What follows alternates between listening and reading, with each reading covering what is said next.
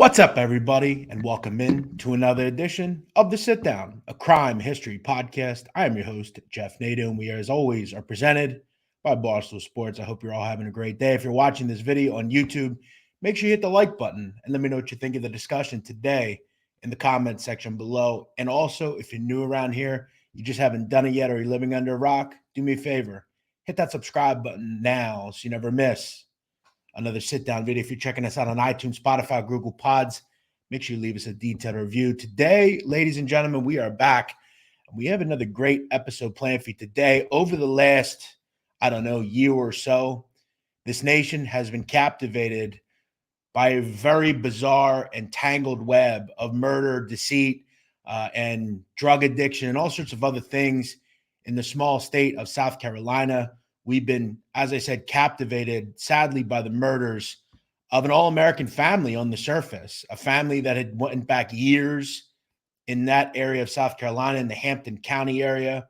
We're going to talk about the ins and outs of the case, the bizarre web of everything that happened, and why this family is really not a lot different than a lot of the mafia families we discuss. In fact, there are a lot more similarities than you might think. We're going to talk about all sorts of things today, and I'm looking forward to it. And I'm happy to have on the guest we're having on today, one of my colleagues, the great Kyle Bauer, KB.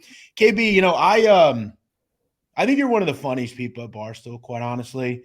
But I found out that you're really into true crime, which I never really knew. I kind of got to know that when I was doing some stuff in the Idaho murders, and I know you popped in, and I kind of got to asking you, we got to get you on for a show. And I thought we kind of went back and forth with some topics, but I thought this was a great topic to have you on to talk about. So here you are. What got you into this sort of thing? Dude, this is a very recent obsession, and I don't know how. I'm foolish, and everyone is foolish to never have at least some type of I think obsession with true crime, because these are the most fascinating stories in the world. I think, and I don't know. I was just sick a few months ago, and you just jumped in. I binged all of the JCS, the Explore With Us, those really in-depth analytical breakdowns of like the interrogations and the cases, and I thought that was awesome. And now you're here. I think for me, obviously I'm more into organized crime and crime groups and things like that. But, I think, I really cut my teeth in watching shows these shows on TV and these different documentaries. I remember years ago, Court TV was one of my favorite channels, watching the court cases, watching the ins and outs of these things. But this Murdaugh case is really a tangled web, as I said. I mean, it's more than just a case. It's 5 or 6 cases in one. And when you really delve into the most fascinating web of things, stories, people, events that I've seen. And I haven't seen a lot, but this is the one. This is the one. I think anyone that studies true crime, they'd have to tell you that there's not probably been a group of cases more complex than this. And really, it goes to show, you often have to wonder, even this is small town America, right? This is rural South Carolina. And this shows, I think, kind of the strength of very powerful people and what they can do, and how they essentially allow their children, their children's children, to behave in a sort of way where they don't face any consequences. And things like this happen. And I think Alex Murdaugh probably thought he was going to get off here. I think he probably still has that thought. This, and you have to wonder, how much does this actually go on when we don't know anything? This probably goes on everywhere, but there's a lot to get into. But I'm glad you're here. And I think, I don't think there's any quite reason to know why we like true crime. I think, we're just fascinated by things that we're not, right? Most of us are not murderers or killers. And I think that morbid curiosity is like a high that you can't get from any. It's a very unique sensation that I think we're chasing, or I am. Kind of like a drug. Yeah, there's a psychiatrist, the Dr. Scott Bond is his name, and he talks about our obsession with true crime and why people like it. I mean, and there's all different subsets of true crime. Whether it's the mafia or true crime or just murders or co-eds murders. And let me cut you off there. Make Yeah. no mistake about it. The Murdaughs, they are the mafia. And we can Yes. get into the beginnings of it. It's a crime family. Yeah. This is unlike anything I've seen. Yeah, yeah. But he almost related to like a car accident in a way, true crime. Like you don't want to look, but you also don't look away. Right. And I don't even know if I'm even really enjoying it in the moment, but I'm so fascinated and hooked on it that that's better than being bored. Good point. So yeah, we'll delve into it all. I will kind of preface this. Obviously there's been 2 or so, I think, documentaries on this whole thing. We're not going to go incredibly in depth with some of the boat accident and stuff, which I think Netflix did a really good job of delving into that. Obviously, it's part of the story. But you look at every person in this family, really in this immediate family, whether it's these 4 individuals here or even some of the extended family. I think you can make a strong case that all 4 of these people were possibly involved with a murder at some point or someone dying. Whether it's a maid, whether it's a friend, whether it's a possible lover, whether it's their family. Right. And I think when you said the mafia, like there's a lineage, a hierarchy. There's crime going on with financial stuff and the drug trade. There's murders, there's shutting people up, there's intimidation. It's a mafia family, KB. And what makes it so strange is that, I mean, you got to know the area that this is in. This is low country, South Carolina. So, the state of South Carolina it's shaped like a Dorito or like a pair of women's panties. The low country is at the far bottom in the vaginal area of the state. Hampton County and the city of Hampton is extremely rural. It's extremely poor. It's one of the poorest in South Carolina. I think the average per capita income is like $16,000. And it's majority Black, which they didn't really cover or show in the documentary. Yeah, and I think it also kind of shows them, and they have this prestige where they kind of make you look back at this family, right? So it starts. It gets crazy from the beginning. You could go on. It starts with Randolph Sr. Right. He's born in 1887. Now, he would be the great-grandfather of Alex Murdaugh, the subject of this case. So he, is born in 1887. He attends the Naval Academy. He then goes to South Carolina for law school. He founds this group in 1910. It's called Parker Law Group, and he specializes in injuries and litigations and things of that nature in this town. He ultimately, though, becomes essentially the chief law enforcement officer in that area as far as an official. They call it a solicitor. Yeah, that's the term in South Carolina. But he was there right off the bat. I think they were gigantic. They absolutely were. And the 14th district is where we're talking about. And you mentioned it. It's low country. It's very rural. It's I think you described it quite well as far as how it's kind of geographically. And you're a big geography guy. So did you know about where this was before this? I didn't know about this case. I'm ashamed to admit it until the documentary.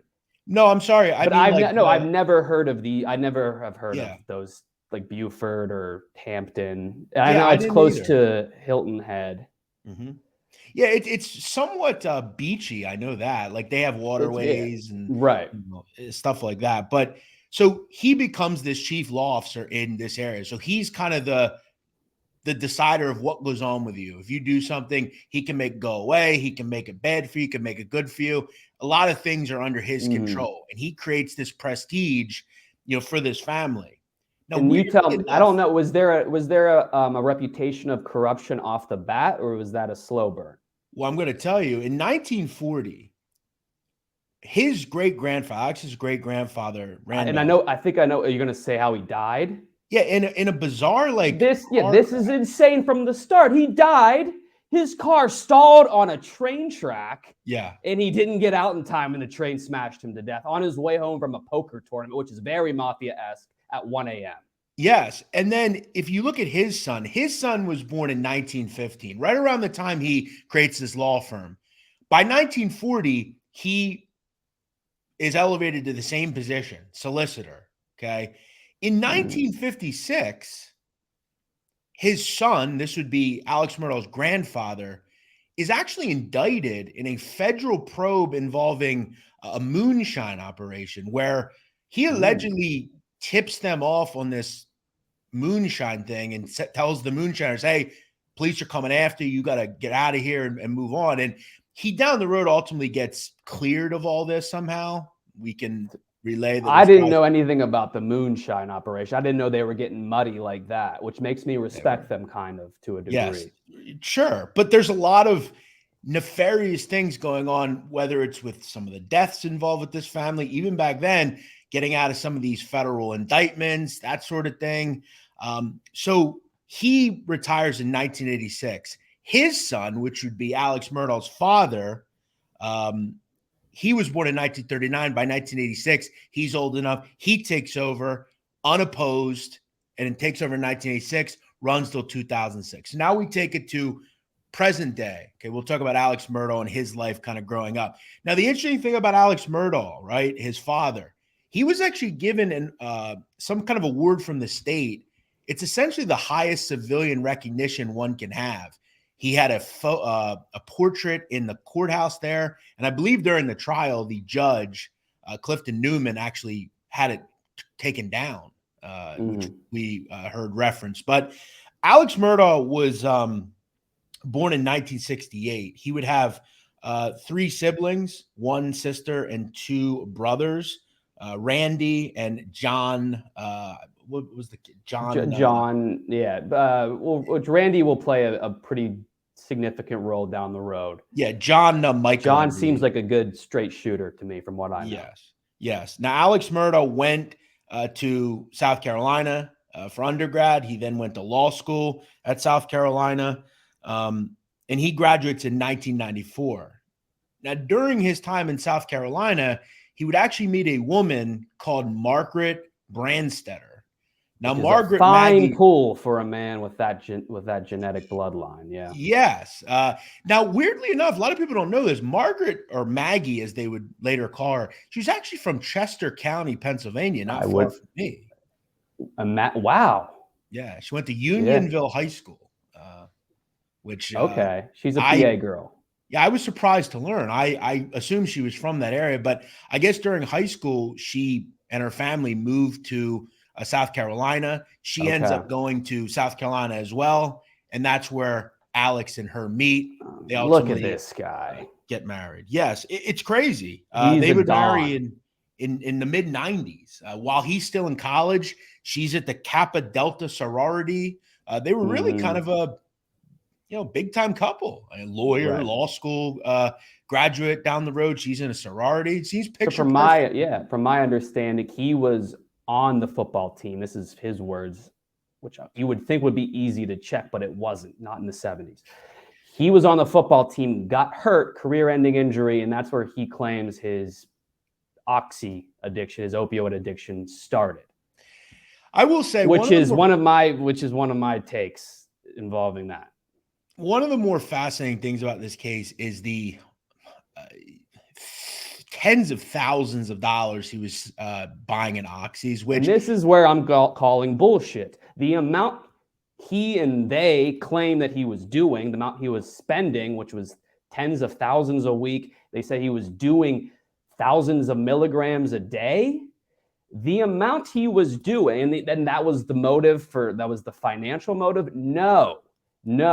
The amount of perks or oxys they said he was doing, he would be a top 5 geeker in the world if that was true.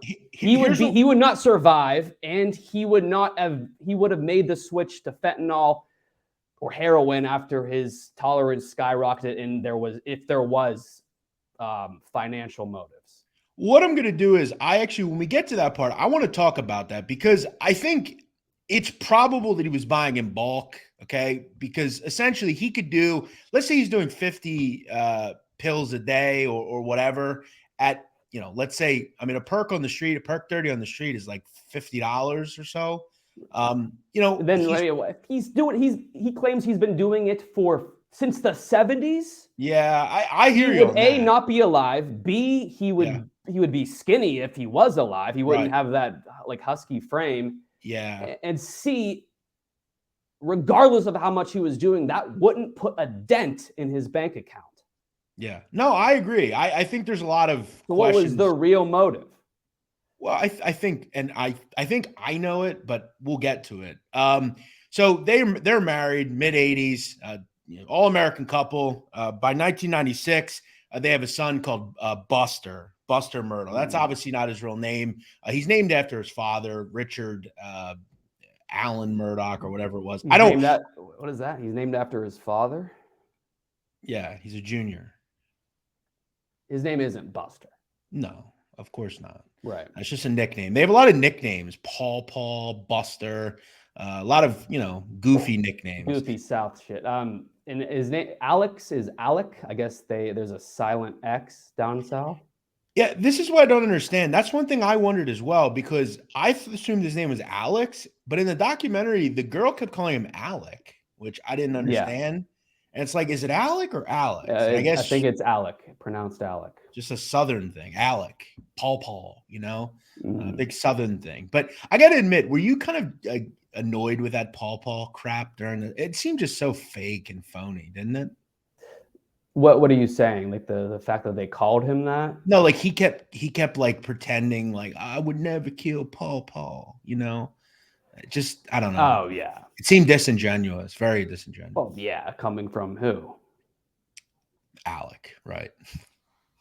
Yeah. So Buster is born in 1996. He would attend Wade Hampton High School. He would ultimately go to South Carolina, just like his mother and father. The thing about him is he also has a wide tale of nonsense. He's actually kicked out of law school because of plagiarism, and this is where I saw that. Bad parenting and just putting money to kids' problems is not the end and way to help them.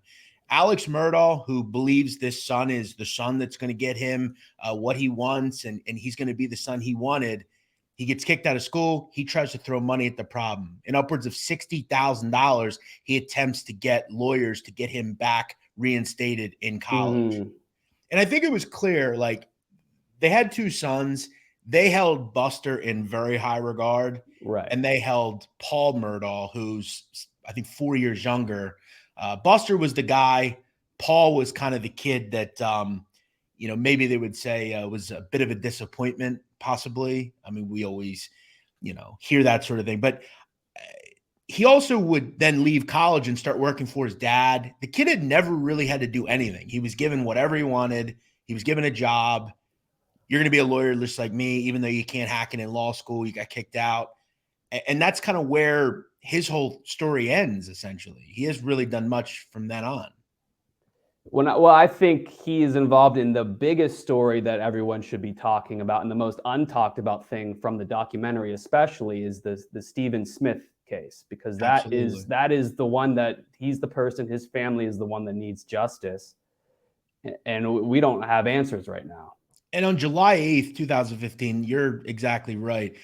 This Stephen Smith is a classmate of Buster Murdaugh, okay? And this Stephen Smith, he's out on a country road in Hampton County one night, and a call comes in, dispatch, hey, there's a body in the middle of the road. Cops come. There's no skid marks. There's no vehicle debris. There's nothing. It looks like a very suspicious death. Now, essentially, supposedly, this kid ran out of gas. From what his family said, though, he was not the type of kid to, like, walk or, like, he was kind of skittish, a little worried. The thought is someone approached the vehicle and they received tips that one or multiple people kind of abducted him in a way, pulled him away from the car.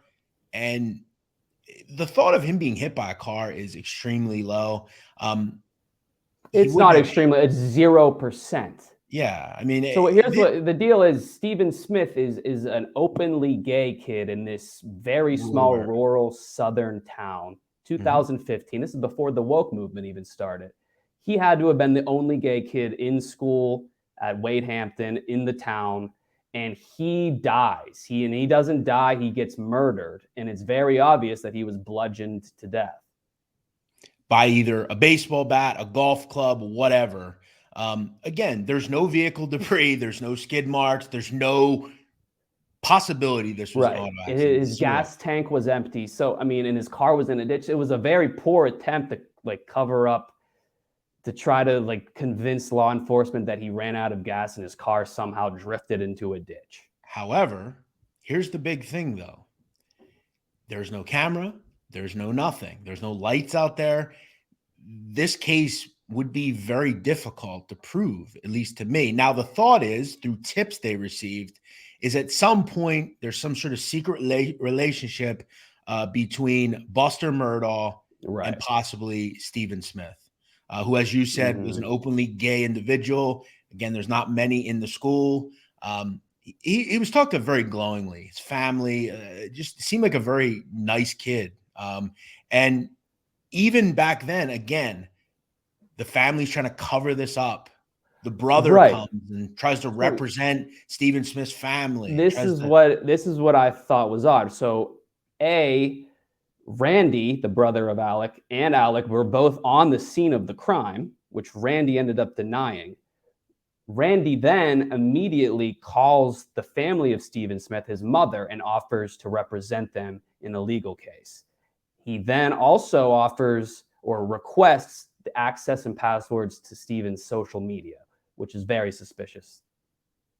Yeah, another cover-up. This is the constant thing with this family. They're constantly trying to hide the dirt of other family members. They don't want to take away from the prestige that they have. Now, little does seemingly the brothers know, or maybe they did know, their brother is delving deeper into financial despair. He has a major drug addiction, allegedly, and he's going deeper and deeper. And they're trying to protect this time and time again. And they're allowing, again, another generation behind them to continue to do the same thing. This is something that in the lineage of this family, you see time and time again. Weird circumstances come up. They somehow get out of it, and then they continue to commit crime. And you know what's crazy, KB? I relate it back to the mafia. Most mobsters are not properly disciplined as children or young adults. They get off, they do this, they do that, and they rise to becoming this and that. This criminal justice system seemingly screws up a lot, and always, in the end, is a lot of the reason for some of this stuff. There's also another suspicious death in and around this time. In February of 2018. So the Stephen Smith death was the first event, the first real event in this whole timeline. Yes, this is in 2015. Which is insane. A gay kid, a gay teen died, murdered. That should be a national story, right? Absolutely. Crime, suspected. I remember, this was many years ago, Matthew Shepard. In Laramie, Wyoming in 1998. And that was made into a big Clinton address that changed the trajectory of America. Yeah. This was swept under the rug. Of course it is. And let's get into theories on this. I think everyone is like quick to say, "Oh, Buster was gay." I think it's pretty clear. I think Buster, and this can be found. And from what I understand, as of a month ago, this case has been reopened by so it's now reopened. So they may have found something at the crime scene at the Mazel hunting lodge. Absolutely. It probably wasn't DNA, but it may have been like something. They're going to comb through cell phone records, which, again, all this stuff is probably not being done because of the fact that this family.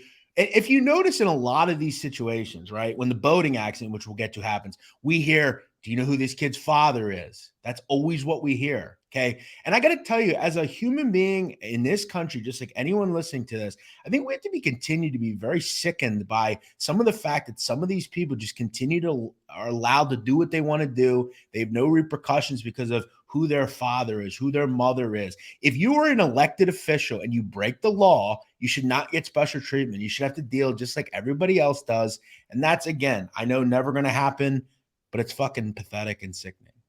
Yeah. Well, what do you think happened to him? I don't know shit, obviously, but I have some gut feelings. What are they? In my opinion, in the Murdaugh family, there's one murderer. Everyone says they all have bodies. There's one murderer. Granted, Paul, vehicular manslaughter, he was a horrible person. He beat his girlfriend. He got drunk, crashed a boat. But that wasn't intentional murder. Mm-hmm. What I think is that it's Alec Murdaugh. I think that maybe he found out his son was gay and he was having relations with this Steven kid. And, he acted like a soprano would act. So, maybe Paul came up to him and he said, hey, Buster was blowing this Steven Smith kid. Alex is like, son of a bitch. And they're like, he's going to cut off his pisha deal. And then he goes and makes sure the kid is murdered. I don't know. That could be the case. But wouldn't Alex say, don't we actually have to see him, doing this? See him in the act of gay That's what sex? they said in Sopranos. Tony made that comment that, we have to actually see him do this. But yeah, no, listen, that's a very plausible possibility. I mean, we will come to find out that this is the whole fact that he killed his son and wife. There's just one of the only two bodies we probably know of. There's many others, and this could be one of them. And like you said, like Alec, had this ideal of Buster being the golden boy, the next generation. And you could guess what someone in that position with those values would think of their son coming out or being gay. Could also be where maybe Buster said, you know what? I'm going to have a heart-to-heart, Dad. Listen, something happened. I'm young. Something happened. He didn't want to accept it. And he said, you know what? I'm going to take care of this for you. I'll go take care of it. And Jeffrey, I'm not ruling out the possibility that it was Alec himself who was fucking Steven Smith. He has the traits of a groomer. And Steven was on record talking to his friends, I believe, saying that, hey, I'm going to meet this guy. He's very important. You guys wouldn't believe me. Everyone would be shocked. I'm meeting him on a boat for a deep sea fishing trip. I mean, that's all speculation, but that's right. I guess. So you're thinking this is like a Jules situation with Nate's father in Euphoria. I wouldn't be totally surprised, and I would say that I'm 99 or 95% certain that it was the doings of one of the Murdaughs. Absolutely. I don't think that's a question. So hopefully they get justice. And I think they're going to, because as I said, as of a month or two ago, this case has been reopened. It's been reopened for about a year and a half now. They're going to get to the bottom of this stuff. There's one thing that never goes away, and that's murder.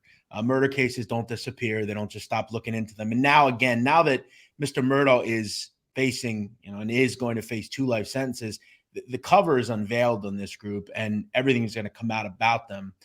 I think we also have to talk about another glowing personality, one of which we don't see many of in this story. The other glowing personality, according to most people in this group, was someone who wasn't actually in the family, the maid, Gloria Satterfield. You picked a better picture, but yes. From what I understand, this is the only picture I could find. Right. Yeah. Crazy. I would love to have found a better picture. I agree 100%. Her eyes are closed. But she, from what I understand, was a very nice woman.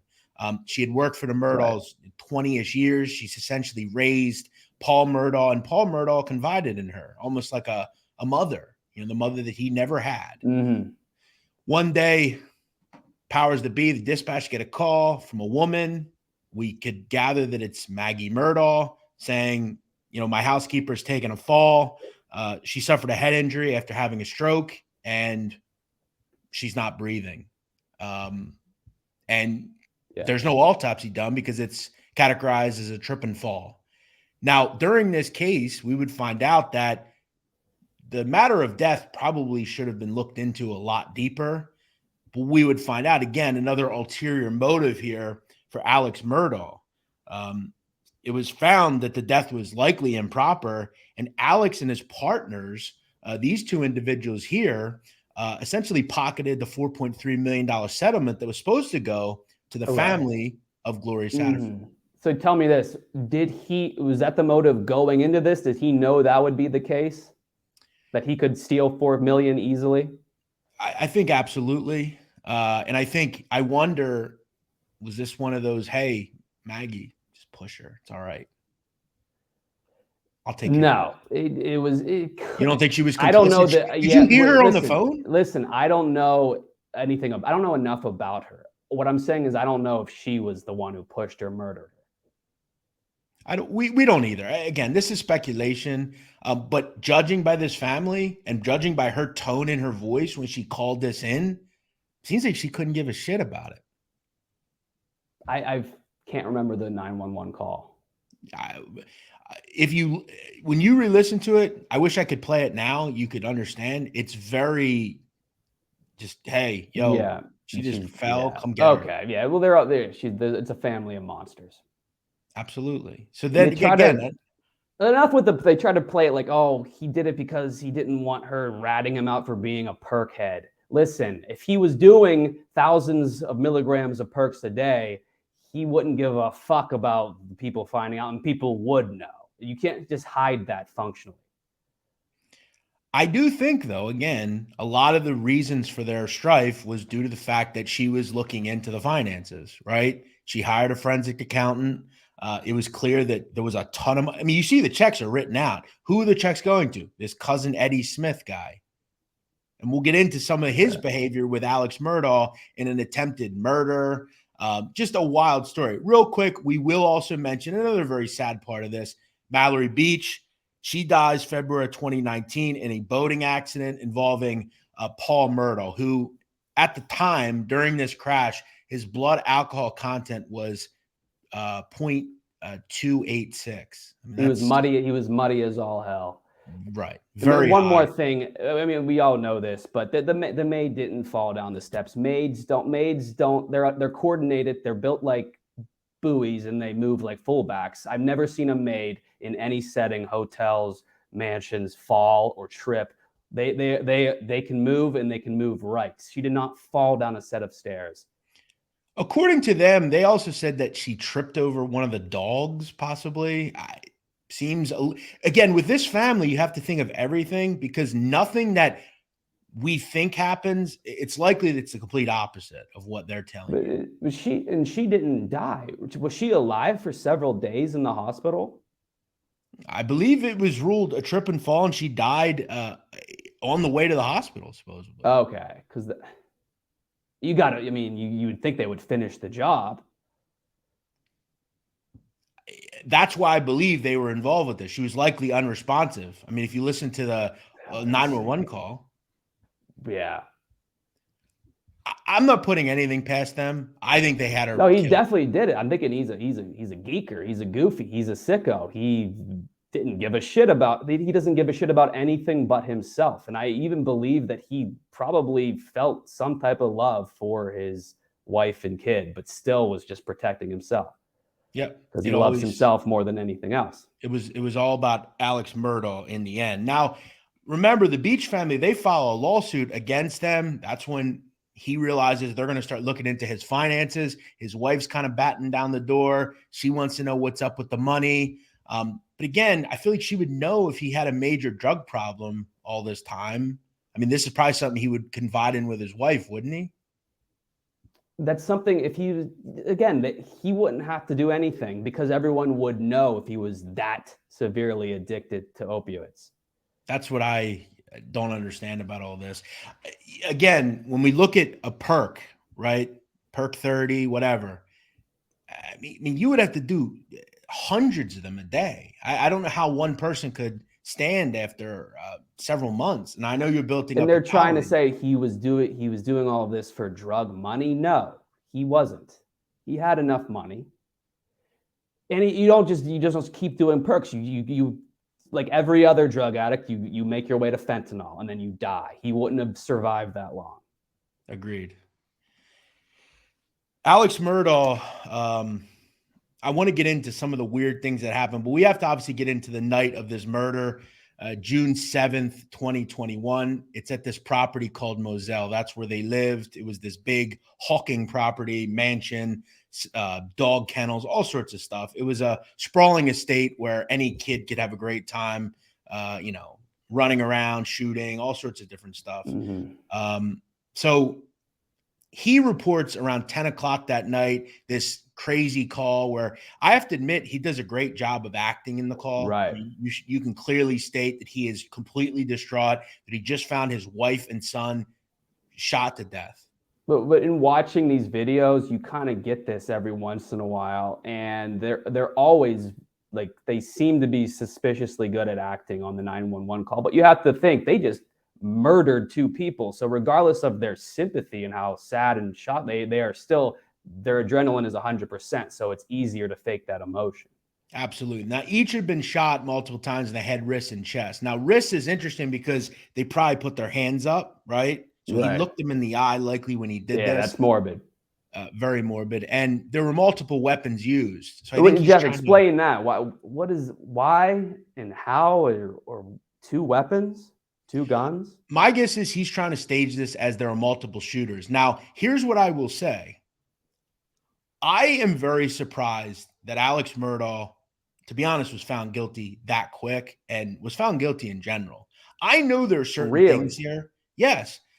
First of all, if you read into some of the coroner stuff, okay, trajectory-wise of the bullets, if you look into like how it's painted, a shorter person would have done this. Like his height doesn't make sense through some of the pathology stuff that they do and some of the bullet trajectory stuff. And that was actually presented in court. According to the court, in some of the testifying, the medical examiners and some of the people who looked into this said this was likely done by someone well under 6 foot, which I don't understand. Some of the weird trajectory of the bullets. I don't know why he used 2 guns or whoever did this used 2 guns. We also know that this cousin Eddie Smith, this drug dealer that he was supposed to be buying all these drugs from. Oh, that's Eddie Smith. Oh, yeah. Yes. I mean, if he's if he's doing the amount of drugs he's saying he's doing, Eddie Smith would be a kingpin. He would be up, up, up. He would be a millionaire. Well, supposedly he fought wearing mammoth fur. Now, I know this isn't he wouldn't be the homeless guy that I saw in that mugshot. Yeah, he does look fairly kind of like he's in a bad way, if you will. But supposedly he failed the polygraph test when asked if he was involved with this. Now that's not admissible, huh? Did he say no? I wasn't. Correct. Which is another insane thing. The botched suicide, the botched assisted suicide. Right, and that would happen just 3 months after this whole murder happens. He eventually resigns from his law firm.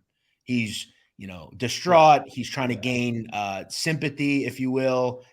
All these financial problems, these financial crimes hanging over him. We didn't even get into all that. There's hundreds of them, and that'll be done in separate court cases. And they all are redundant in a way, but those people do deserve justice, don't they? But yeah, this crazy situation happens where this Curtis Eddie Smith and him have this conspired plan to, kill him basically. And he's shot. Which I don't think. Knowing the type of guy Alex Murdaugh is, he's not trying to die. People like that don't want to die. They love themselves. No, I think what he's trying to do is kill cousin Eddie and pin it all on him.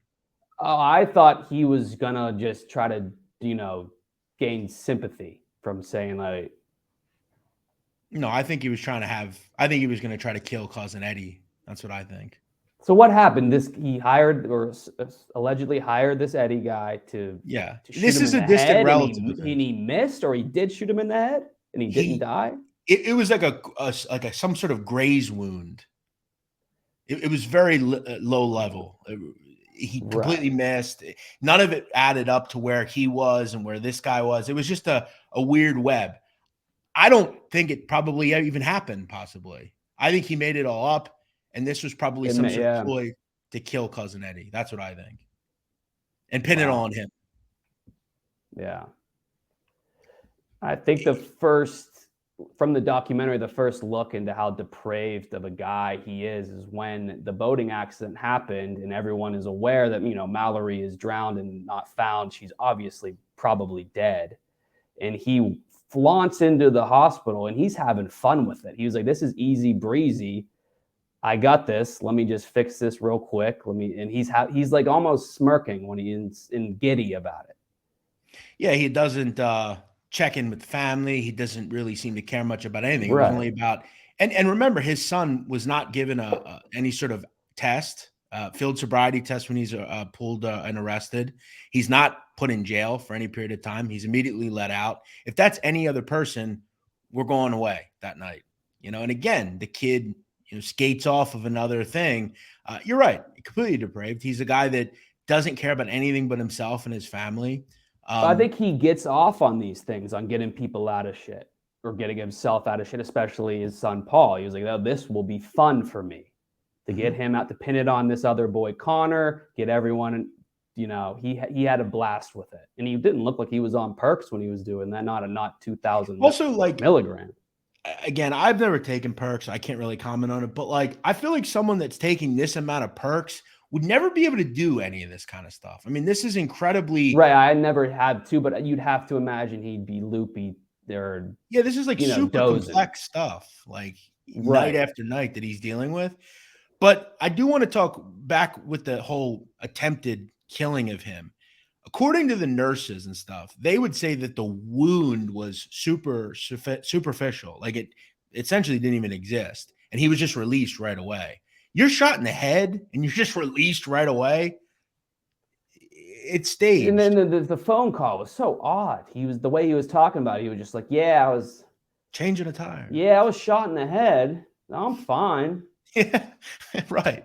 It's all just so odd. I cannot believe he actually thought that people would believe this shit. I mean, it's so far-fetched. And it all just continues to happen to him. He's the only person. All this stuff just, it keeps happening to him. It keeps happening to him. But ultimately, he would be arrested a year or so later, and he would face a trial for this. So the whole thing was because again, in a court of law, you have to prove someone did this. Whether they did it or not, you have to prove they did it. The defense, the prosecution, everyone has a role. We all know that. There are several things that really hurt Alex Murdaugh, one of which was a Snapchat posted by Paul Murdaugh at 8:44 p.m. The time of the murders was around 9:05 p.m. So this was, 20-ish minutes before. In the Snapchat, in the background, you hear Alex Murdaugh discussing something about their dog in the video. Right. Now, he would tell investigators that he was nowhere near the property, that he was seeing a family member, I think his mother, who had dementia. So he's trying to place himself not at the crime. Now, during his testimony, he would essentially say he lied and that he actually was there. Yeah, he ran it back. Yeah, so he knew he was kind of fucked on that. Also, there were weapons missing from a gun room they had, which come on, tell me why you were surprised he was found guilty. Because I could argue, quite honestly, and again, I think people confuse circumstantial with like fact. Is it entirely possible, KB, that Buster, maybe one of his brothers, went hunting, because they do live in a very rural area known for hunting, and they took the guns? That's possible, isn't it? Yeah, I mean, I don't really know the ins and outs of the legal system. It seems like there was more than enough evidence, but maybe you're right, it wasn't conclusive. But I mean, it was. What was the ultimate? Was it the video, the Snapchat that did him in, or was it everything? I think ultimately this fact that the cell phone put him at the scene. Okay, he definitely lied, which didn't look good in front of the jury. He was obviously there. I think it's quite flimsy, to be honest, but we obviously aren't in the heads of these jurors. It was pretty quick. He was painted poorly. I mean, he was obviously a depraved guy who willingly stole from hundreds of people. Why would he? I think in the end, the question is, why would he kill his son and his wife, but not kill his other son? I mean, that didn't make a lot of sense. From my understanding, the motive for killing the motive for the wife and son was just, I mean, again, this is a theme to gain sympathy amidst all of his his financial accusations. He was about to be disbarred, like he was well on his way. He was out of there. He's disbarred. He was like, let me be the victim, or let me be the guy whose wife and son were murdered. That was his last ditch effort. Yes, or Buster was off doing whatever he does. Well, also there is a thought of there's a claim that he was trying to be killed by this cousin Eddie so his son could collect a like $10 million life insurance policy. Little does Absolutely. I know. I read the no. Yeah. With guys like this, it's not for their son. They're not looking out for their posthumous family well-being. They're all in it. They're in it for themselves, and that's it. Agreed. But again, then why not kill Buster as well? That's what I don't get here. He seems to be fond of Buster. But it's almost like he probably fucked Buster himself. He's probably still fucking Buster, or did until he absolutely couldn't. Any criminal mess, like any hitman or whatever, like you're gonna kill the whole house. You're not gonna leave two people. Like it's wait, was Buster there? No, I'm just saying, like it doesn't make any sense that like you kill one son and your wife, but you don't off the other son. Now you're correct in saying that he is very fond. You can tell that even in some of the wiretapped conversations after the fact, he's talking to him about gambling and he's talking to him about football and all sorts of stuff. He doesn't and hasn't shown any remorse really. I mean, I was obviously sad that his wife and son are dead, but he continues to lie, continues to make things up. He's not believable whatsoever. And there are circumstantial things that put him there. All I'm saying is some of the actual science behind it, some of the trajectory of the bullets, the limited amount of blood on him, don't necessarily add up. And I think a lot of the time you're going to look to the professionals, the people that, are looking into these crimes from a scientific standpoint. Some of that stuff doesn't add up to me, but plus there's no witnesses either. What? There's no witnesses either. There's no one. There's nowhere other than the only person there, according to them, that they know that this happened was allegedly him. There's no one that has seen this. Nothing. There's nothing of that. No one's come forward and said, "I saw this happen. I saw that happen." Like no one's done that. It sounds like a man who's killed before. Absolutely. Let me ask you, what do you think of the chances that, let's just say in like Stephen Smith, the chances are that he's brought on another murder? What do you mean? That Alec is part of another murder that we don't? Oh, probably high. What I thought was pretty ambiguous in the documentary is when all of like the kids being interviewed were talking about, even before Stephen Smith, everyone in the town knew about the reputation that this family makes people disappear. So what are they talking about there?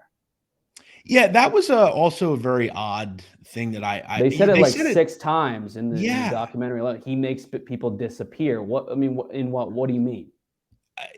Listen, as I continue to say, this is as close to a mafia family that I've ever seen, other than having the name Colombo or Lucchese. This is a group that has a role. They all, do illegal things. They all are engaged in power and brokering and having connections, and they allow other people to take the weight of things so they don't have to take them. And in the end, we find out that they're just as depraved as any other mobster or criminal is. And this guy is at the seat of the table. He's John Gotti. He's, whoever.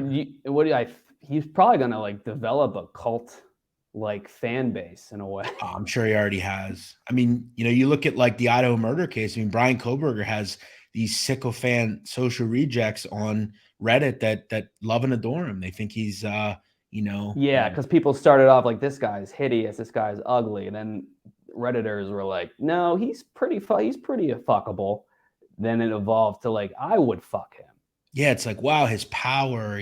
Look at those eyes looking into you. It's like piercing you, I mean, there are women that will write these people letters. You're so beautiful. Look at Paul Murdaugh. He has zero genetic luck. He's 5'5". He looks like he does. He has no redeeming qualities, and he seemed like he could pull whatever he wanted. I'll tell you, and power and money do that to a person. I mean, look at me. I mean, that. Yeah. I mean, I'm case in point with that. I mean, I think it can't be understated how powerful this family was in such a tiny town, in a poor town at that. like he would have. I feel like this law firm, this dynasty, this family dynasty, would have been gigantic in a bigger city like Charleston. Yeah, and they're down in Hampton. You have to wonder how often this goes on, in the South or in the Midwest, and you have these big families that they're the judge, jury, and executioner. But you probably, I mean, it does to much lesser degrees where people can get away with a lot less severe crimes. I mean, people would give you shit. They're like, yeah, Lancaster, it's a rural farm town. That's a city that would be the biggest in West Virginia by a pretty significant margin. Yeah, I'll tell you, not to go off on a tangent, but that West Virginia, man, that's a weird state, man. I mean, shout out to everybody from West Virginia, but it is a bizarre place, man. I was there once for Rough and Rowdy, and it was a bizarre place. Yeah. You have some of the weird truck stops they have there, man. We stopped at a truck stop near, I forget the town name. It was not far from Charleston, but it was bizarre, man. It was creepy. Hills have eyes and shit. Well, if you want to see how people who are actually on crazy amount of oxys are, you go to West Virginia, and that's what they're doing. They don't have the mental capacity to come up with mastermind plans to cover up crimes and commit crimes. People on that level of Percocet are doing nothing. Right. Yeah, it's the whole drug thing is. So you're in agreement. You don't think he was actually that addicted? I believe he was on them. I don't think he was to the level they made it out to be. No, it wasn't affecting his finances. He's writing $27,000 checks like every other day. It's ridiculous. Yeah, I agree. He just figured out, oh, this is a perfect way to like come up with an alibi or an excuse. All right, over under bodies for Murdaugh, 5.5. I'm smashing the over. Agreed. Yeah, I have a weird agreement with that. I think we could come up with possibly one or two right in this discussion that we're having. By the way, down the road, as we know, Alex Murdaugh was convicted, and it took about 2 hours for them to deliberate.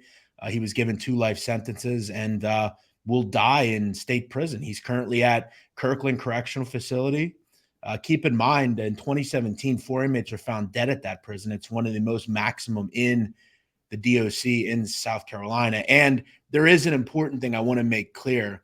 It's unclear if he's in protective custody. I would have to imagine he is. I'm not sure that he is. I know they have a protective custody unit at that location. And I hope he's not. I think he is, but I hope he's not. He should have to be in general population with everybody else. And he should have to speak on what he did and why he did it. But then again, he's probably looked at it like a celebrity from what I would think. But. Right. And I was going to say, like, what type of treatment do they give people like that? I'm going to guess. I mean, there are probably people that are, they are upset with what he did, killing his family or allegedly killing his family. But again, I mean, people like him are rich. He still has money. He'll do very good in prison, and he will probably be looked at quite glowingly for most younger people because he is on the news and they think that he can help them do something. And he's got all this and got all that. He'll be used, I'm sure. If you know anything about Scott Peterson, I mean, he was very used inside San Quentin, from what I understand. Explain that used. He was a do boy. He was made to do things for protection. A lot of people, when you don't join a gang, okay, you have to protect yourself in some way because people are going to try and get you to do things that you don't want to do. And there are certain people that will make you essentially their wife, and they'll tell you, hey, watch this, do that. And from what I understand, Scott Peterson for a period of time was in the same predicament. That makes sense. But you said with his money, he would do well in prison?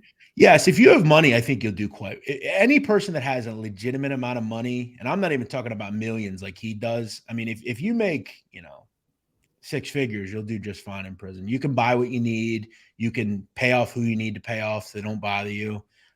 I don't think he has to worry about it because I'm thinking he's probably in protective custody somewhere. He still has connections somewhere, and someone's probably willing to say, you know what?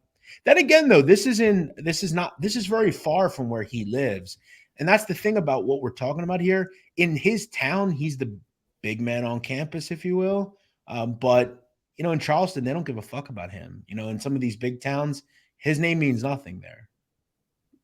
Right. Well, now it does. Yeah. Well, in a bad way.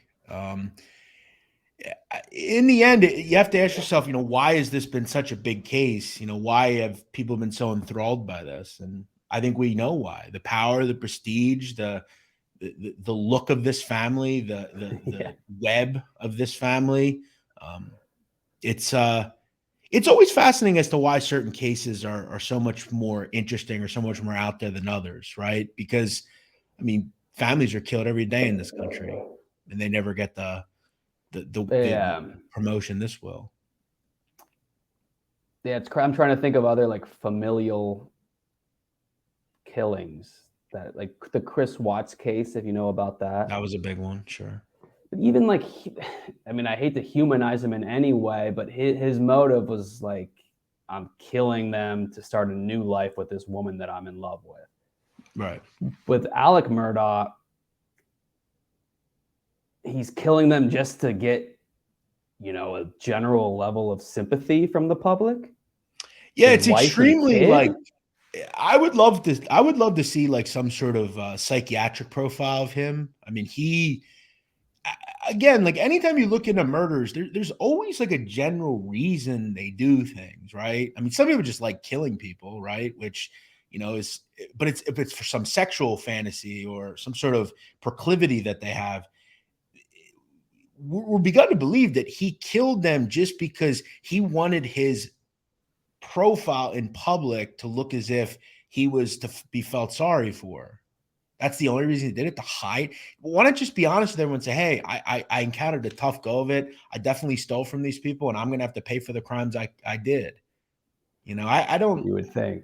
It's very odd. But then again, as we talked about, it's probable that he killed many more people. So real quick before we end this, Will Buster Murdaugh, if you listen to the exit of Alec from the courtroom, there was an individual outside that told Murdaugh, shouting, Buster's next. Your son's going to be right next to you next.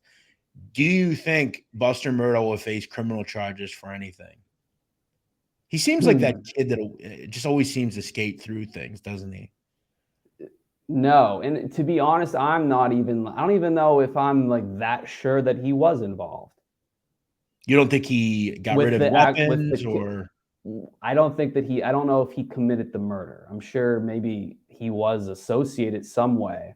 You're talking about with the Stephen Smith murder? Is that what we're talking about? Yeah. Well, I'm talking about either the Stephen Smith murder, do you assist his father in covering this up or trying to cover this up? Yeah, I didn't even think about that. Did he get rid of the guns? I saw footage of him at the trial, like his face after his dad was sentenced to life, and that was seemingly his face the whole time, right here. It was very emotionless. Yeah, he seems a lot more cold than his father. His father showed emotion. I didn't kill my kid. I didn't kill my wife. He had that kind of sad, pretentious kind of gait to him, but like this kid just seemed.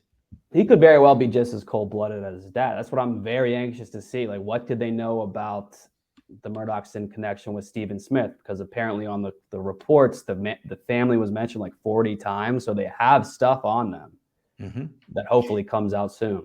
Yeah, and look, that family deserves justice for the death of their son, who I think when we look back at this case, the entire web of it, there were several gleaming people that were not part of this family, and all of them died, really, whether it was Stephen Smith. Right, and I think the Stephen Smith, this is what everyone should be focused on now. Absolutely. Absolutely. And Alex Murdaugh's memory will fade. He'll go away, and hopefully these people will get the justice they deserve. And that area will never be the same. You mentioned, just it's a wild crumbling, tiny Southern town like that. The only thing they have to lean on is like their virtues of Southern hospitality, of being good people who support each other. And now their entire reputation is this Murdaugh case. So the town's fucked. Yes, it is. Yeah, it's definitely the weirdest, wildest case I've probably ever heard of, at least on this level. But KB, I never knew you were into this sort of thing, but it's been fun breaking it back and forth with Right. you. Yeah, and I don't know shit about it. I'm just offering. I try to dig deep and learn as much as I can, but You know it's enough. fascinating. I'm fascinated by it. Yeah, I think we all are, and you know enough. And I like that you threw in your comedy when we could. You describe Hampton County again for us. The low country. Well, the low country of South Carolina is the vaginal portion of the women's panties that South Carolina is. It's a So, Dorito. I would say, what is the far south? I don't know what the county is at the far south. That would be the actual vaginal opening, and I think Hampton County would be like the left fallopian tube, Right. and Charleston County would be the right. So yeah. Right. And you called it a Dorito almost. Yeah, but you can't do any like sub metaphors for a Dorito because there's not parts of a Dorito, at least not now. That's true. Before I let you go, when are you going to come to Lancaster? We got to set up a time, a date, and an event. It's time that we right the wrongs of what people think about what this place really is. Okay, it's not a rural cornucopia. It is a wild place where there's all sorts of different folks. It's a city of 70,000 plus. That's a city. Yes, it's a very nice city. It's very underrated. So maybe you have to come here. Do you have a routine when you go out on the town? Do you hit like a certain bar first? first? Yeah, go to the same places. You just go to the. Oh yeah. I know everybody. Everybody knows me. We got 2 colleges in this area. They come, they hang out. So you got what, Franklin and Marshall? Yep, in Millersville. Yep. Yeah. D2 school. Yeah, F&M. Absolutely. They're D1 in wrestling. Yes. Good call. Good point. KB, your podcast, you and Nick doing your thing. Anus, one of the best shows at Barstool. Go check that out. We're going to drop KB's info. KB, one of the funniest people. And I think we can see how he described low country. That was pretty funny. Thank you, Jeff. Thank you for having me. Keep it up. Your podcast, like everyone knows, it's killing it. Your basketball talk, your whatever you're doing out on the town, something's working. Keep it up. Just got to keep doing my thing, bro. All right. Thank you, everybody, for listening. As always, KB, good to see you. Thanks for coming on, bro. Thanks for having me. All right. And we'll see you next week on the show. We'll get back to the mafia next week. We'll talk more about this kidnapping in Mexico. We'll talk about all that and more next week on the show. A little venture away from the mafia this week. Right. Hope you enjoyed the show. We'll see you next week.